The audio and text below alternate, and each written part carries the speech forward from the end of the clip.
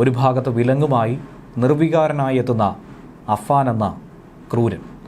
തൊട്ടിപ്പുറത്ത് റോഡിനപ്പുറത്തായി അഫാൻ്റെ പിതാവ് അബ്ദുൾ റഹീം ആ വിങ്ങലൊക്കെ തന്നെ നെഞ്ചിലൊളിപ്പിച്ച് അഫാനെ ഇത്രയും വർഷത്തിന് ശേഷം നേരിട്ട് കണ്ട് ആ സങ്കടം കടിച്ചു പിടിക്കുകയാണ്. അങ്ങനെ ഒരു കാഴ്ചയാണിന്ന് പരിസരവാസികൾക്ക് നെഞ്ചി നീറി കാണാനായി സാധിച്ചത്.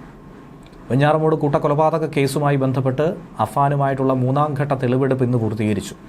സഹോദരൻ അഹ്സാൻ്റെയും പെൺസുഹൃത്തായ ഫർസാനയുടെയും കൊലക്കേസുകളിലാണെന്ന് പെരുമലയിലെ വീടടക്കമുള്ള 7 ഇടത്ത് തെളിവെടുപ്പ് നടത്തിയത് പോലീസ്.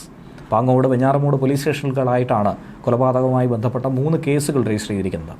ആദ്യ കേസ് മുത്തശ്ശിയുടെ കൊലപാതകവുമായി ബന്ധപ്പെട്ട് പാങ്ങോട് സ്റ്റേഷനിലും, മറ്റ് 2 കേസുകൾ അതായത് അബ്ദുൽ ലത്തീഫിൻ്റെയും സാജിദ ബീവിയുടെയും കേസ് വെഞ്ഞാറമൂട് സ്റ്റേഷനിലും, അതുപോലെ ഏറ്റവും ഒടുവിലത്തെ 3ാമത്തെ കേസായിട്ടുള്ള ഫർസാനയുടെയും അഹ്സാൻ്റെയും കൊലപാതക കേസ് 3ാമതായും രജിസ്റ്റർ ചെയ്തിരിക്കുകയാണ്. 3 ഇടങ്ങളിലായിട്ടുള്ള സംഭവം. സഹോദരൻ അഫ്സാൻ്റെയും പെൺസുഹൃത്തിൻ്റെയും കൊലപാതകങ്ങളിലെ തെളിവെടുപ്പാണ് ഇന്ന് സംഭവിച്ചത്. രാവിലെ 9:30 തന്നെ പ്രതിയെ പോലീസ് സ്റ്റേഷനിൽ നിന്നും ആദ്യ കൊലപാതക സ്ഥലമായ പെരുമലയിലെ വീട്ടിലേക്ക് കൊണ്ടുപോയി. സഹോദരൻ ലത്തീഫിനെയും ഭാര്യ സാജിദയെയും കൊന്നതിന് ശേഷം വീട്ടിലെത്തി അഫാൻ അഹ്സാനെയും ഫർസാനെയും അടിച്ചു വീഴ്ത്തിയെന്നാണ് മൊഴി. വീട്ടിലേക്ക് കയറിയ രീതി എങ്ങനെയായിരുന്നു, ഏത് വിധത്തിലായിരുന്നു ഫർസാനെ വീട്ടിനുള്ളിലേക്ക് കടത്തിയതെന്നും കൊലപാതക രീതിയുമൊക്കെ പ്രതി പോലീസിന് മുന്നിൽ കൃത്യമായി വിവരിച്ചു. അഫ്സാനെ കൂട്ടി വീട്ടിലെത്തിയത് എങ്ങനെയായിരുന്നു, ആ സമയത്ത് താക്കോൽ കളഞ്ഞു പോയപ്പോൾ എങ്ങനെയായിരുന്നു വീട്ടിലേക്ക് കടന്നത് എന്നതടക്കം, മതിൽ ചാടിയതടക്കം ഇയാൾ വിവരിച്ചു. മതിൽ ചാടി ടെറസ് വഴിയാണ് ഇരുവരും വീട്ടിനുള്ളിൽ കയറിയതെന്നാണ് അഫാൻ പോലീസിനോട് പറഞ്ഞത്. വീട്ടിലെ തെളിവെടുപ്പ് കഴിഞ്ഞ് മാല പണയം വെച്ച സ്വകാര്യ ധനകാര്യ സ്ഥാപനത്തിലേക്ക് പിന്നെ പ്രതിയെ കൊണ്ടുപോയി കാര്യങ്ങൾ ചോദിച്ചറിഞ്ഞു. കൊലയ്ക്ക് ഇയാൾ ഉപയോഗിച്ച ചുറ്റിക, അത് വാങ്ങിയ കട, ഇത് സൂക്ഷിച്ച bag, ATM, petrol pump, bag വാങ്ങിയ സ്റ്റേഷനറി കട എന്നിവിടങ്ങളിലൊക്കെ തന്നെ തെളിവെടുപ്പിനായി എത്തിച്ചു. പിന്നാലെ തിരിച്ച് അഫാനെ സ്റ്റേഷനിലേക്ക് കൊണ്ടുപോയി.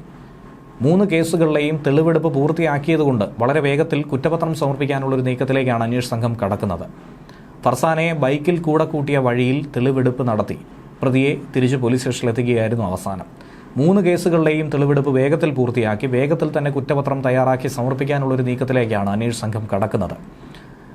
ഈ തെളിവെടുപ്പിനിടയിലായിരുന്നു അഫാനെ കൊണ്ടുപോകുന്നതിനിടയിൽ പിതാവ് അബ്ദുൾ റഹീമും പരിസരത്ത് ഉണ്ടായിരുന്നത്. അഫാനുമായി പോകുന്ന പോലീസ് വാഹനം സിഗ്നൽ പെട്ട് കിടക്കുന്ന സമയത്താണ് അബ്ദുൾ റഹീം തൻ്റെ മകനെ ഒരു നോക്ക് കണ്ടത്. ഇനി ഒരിക്കലും അവനെ കാണണ്ട എന്ന് വാശി പിടിച്ച ശഠിച്ച അബ്ദുൾ റഹീമിന് ഒരു നിമിഷം മകൻ്റെ മുഖത്ത് കണ്ടതൊക്കെ ആ ക്രൂരത തന്നെയായിരുന്നു. ഒരിക്കലും പിതൃവാത്സല്യമല്ല ആ മുഖത്ത് നിഴലിച്ചത്. തന്നെയൊക്കെ അനാഥനാക്കിയല്ലോ, നശിച്ചവനെ നീ ഞങ്ങളുടെ കുടുംബം തന്നെ നശിപ്പിച്ചല്ലോ എന്നുള്ള ഒരു ചിന്തയായിരുന്നു ഒരു പക്ഷേ ആ പാവപ്പെട്ട പിതാവിൻ്റെ മനസ്സിലുണ്ടായിരുന്നത്. വാഹനം മുന്നോട്ടെടുക്കുന്ന സമയം വരെ റഹീം അവിടെ ഉണ്ടായിരുന്നു. ഒരു കടയുടെ പുറത്തു നിന്ന് മകനെ നോക്കിക്കൊണ്ടേയിരുന്നു. ഒപ്പം റഹീമിന് ഒപ്പം ഒരു സുഹൃത്തുണ്ടായിരുന്നു. വാഹനം മുന്നോട്ടെടുത്തതിന് ശേഷം ഇരുവരും അവിടെ നിന്ന് പോയി. മകൻ അഫാനെ ഇനി ഒരു കാരണവശാലും തനിക്ക് ഒരു നോക്ക് പോലും കാണണ്ട എന്നാണ് മാധ്യമങ്ങളോട് അബ്ദുൾ റഹീം പറഞ്ഞിരുന്നത്. അവൻ കാരണം എനിക്കുണ്ടായ നഷ്ടങ്ങൾ അത് നികത്താൻ കഴിയാത്തതാണ്. ഇളയ മകൻ, ഉമ്മ, ചേട്ടൻ്റെ ഭാര്യ എല്ലാവരെയും നഷ്ടമായി. തൻ്റെ ഭാര്യ മരണത്തോട് മല്ലിട്ടുകൊണ്ടിരിക്കുന്നു. ഇതിനൊക്കെ കാരണക്കാരൻ അവൻ ഒരുത്തനാണ്. എൻ്റെ ഉമ്മയ്ക്ക് അഫാനോട് വലിയ സ്നേഹമായിരുന്നു. അവനെ കാണാൻ പോകുമ്പോഴൊക്കെ തന്നെ അവന് പണമായിട്ടും അല്ലാതെയുമൊക്കെ ആ വാത്സല്യം പ്രകടിപ്പിക്കുമായിരുന്നു. തൻ്റെ 2 മക്കളെയും വലിയ സ്നേഹത്തോടെ നോക്കിക്കണ്ട ഒരു സ്നേഹനിധിയായ മാതാവിനെയാണ് തനിക്ക് നഷ്ടമായതെന്നാണ് റഹീം പറഞ്ഞത്. അനുജൻ, കാമുകി, മുത്തശ്ശി, പിതൃസഹോദരൻ, അദ്ദേഹത്തിൻ്റെ ഭാര്യ എന്നിവരെ ഒരു ദയാദാക്ഷിണ്യവുമില്ലാതെയാണ് അഫാൻ അന്ന് കൊലപ്പെടുത്തിയത്. ക്യാൻസർ രോഗിയായ മാതാവിനെ ഗുരുതരമായി പരിക്ക് സംഭവിച്ചു. അരുംകൊലക നടത്തി പോലീസ് സ്റ്റേഷനിൽ പോയി കീഴടങ്ങി. എന്നാൽ ഉമ്മ ഷെമിയാകട്ടെ ഇപ്പോഴും മകനെ സംരക്ഷിക്കുന്ന നിലപാട് തുറന്നുകൊണ്ടേയിരിക്കുന്നു. കട്ടിൽ നിന്ന് വീണ് തനിക്ക് പരിക്ക് പറ്റിയെന്ന് ആവർത്തിക്കുന്നു. അഫാനെ ജയിലിൽ നിറക്കണമെന്ന അഭ്യർത്ഥന അടക്കം ഷെമി ഇപ്പോൾ മുന്നോട്ട് വയ്ക്കുന്നു എന്നാണ് മനസ്സിലാക്കാൻ കഴിയുന്നത്. അതേസമയം ഇന്ന് കൊല്ലം നഗരത്തെ ഞെട്ടിച്ചുകൊണ്ട് കഴിഞ്ഞ ദിവസം നടന്ന കൊലപാതകത്തിൻ്റെ കൂടുതൽ വിവരമാണ് പുറത്തു വന്നുകൊണ്ടിരിക്കുന്നത്. അതുപോലെ തന്നെ സമാനമായ മറ്റൊരു വിഷയം, കണ്ണൂരിൽ 4 മാസം പ്രായമുള്ള കുഞ്ഞിനെ കൊന്ന് 12-കാരിയായ പിതൃസഹോദരൻ്റെ മകളുടെ ക്രൂരതയും കേരള മനസാക്ഷിയെ ഞെട്ടിക്കുന്ന ഒരു സംഭവം തന്നെയാണ്. ആ പിഞ്ചു കുഞ്ഞിനെ ഒരു ദയാദാക്ഷിണ്യവുമില്ലാതെ 12 വയസ്സുകാരി കിണറ്റിലെറിഞ്ഞ് കൊലപ്പെടുത്തി. അതിനുള്ള കാരണവും അവൾ തന്നെ കരഞ്ഞു വിളിച്ചു പറയുന്നു. ആ കുഞ്ഞു മനസ്സിനുള്ളിൽ കയറിക്കൂടിയ ഇൻസെക്യൂരിറ്റി ഫീലിങ്സിൻ്റെ, നിസ്സഹായാവസ്ഥയുടെ പല രീതികൾ നമുക്കതിലൂടെ കാണാനായി സാധിക്കും. കണ്ണൂർ പാപ്പിനിശ്ശേരിയിലാണ് ഈ സംഭവം ഉണ്ടായത്.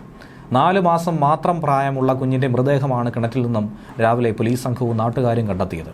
എന്നാൽ അതിൻ്റെ കൂടുതൽ വിവരങ്ങളാണ് ഇപ്പോൾ പുറത്തു വരുന്നത്. കുഞ്ഞിൻ്റെ പിതാവിൻ്റെ സഹോദരനായ മകൾ 12-കാരി ഈ കൊലപാതകം നടത്തിയെന്ന് പോലീസ് സ്ഥിരീകരിക്കുന്നു. ചോദ്യം ചെയ്യലിൽ 12-കാരി തന്നെ പോലീസിനോട് കുറ്റവും ഏറ്റു പറഞ്ഞു. കുട്ടിയെ ഇപ്പോൾ ജുവനൈൽ ജസ്റ്റിസ് ബോർഡിന് മുന്നിൽ ഹാജരാക്കി മറ്റ് നടപടിക്രമങ്ങളിലേക്ക് കടക്കുമെന്നാണ് പറയുന്നത്. നാട് തന്നെ സ്തംഭിച്ചു പോയ ഒരു സംഭവമായിരുന്നു ഇത്. തിങ്കളാഴ്ച രാത്രിയോടുകൂടിയാണ് തമിഴ്നാട് സ്വദേശികളുടെ 4 മാസം പ്രായമുള്ള കുഞ്ഞിനെ കാണാനില്ല എന്നുള്ള പരാതി കിട്ടിയത്. പിന്നീട് വളരെ ജാഗ്രതയോടുകൂടിയുള്ള തിരച്ചിൽ അടുത്തുള്ള ഒരു കിണറ്റിൽ കുഞ്ഞിൻ്റെ മൃതദേഹം കണ്ടെത്തി. കുഞ്ഞിൻ്റെ മരണം കൊലപാതകമാണെന്ന് നേരത്തെ തന്നെ പോലീസിന് ഒരു സംശയമുണ്ടായിരുന്നു. അതിൻ്റെ അടിസ്ഥാനത്തിലാണ് പോലീസ് കൂടുതൽ വിശദമായ ചോദ്യം ചെയ്യലിലേക്കും വീട്ടിലുള്ളവർ തന്നെ ആയിരിക്കും ഇതിന് പിന്നിലെന്ന് സംശയിച്ചത്. കുഞ്ഞിനെ കാണാതായ സമയം വീട്ടിൽ കുഞ്ഞിൻ്റെ ബന്ധുവായി പെൺകുട്ടി കൂടിയായിരുന്നു ഉണ്ടായിരുന്നത്. രാത്രി കുളിമുറിയിൽ പോയി തിരിച്ചു വരുമ്പോൾ കുഞ്ഞിനെ കണ്ടില്ല എന്നാണ് 12-കാരിയുടെ മൊഴി പോലീസിന് കൊടുത്തത്. അതിൽ തന്നെ ഒരു അസ്വാഭാവികത പോലീസിന് സംശയമുണ്ടായിരുന്നു.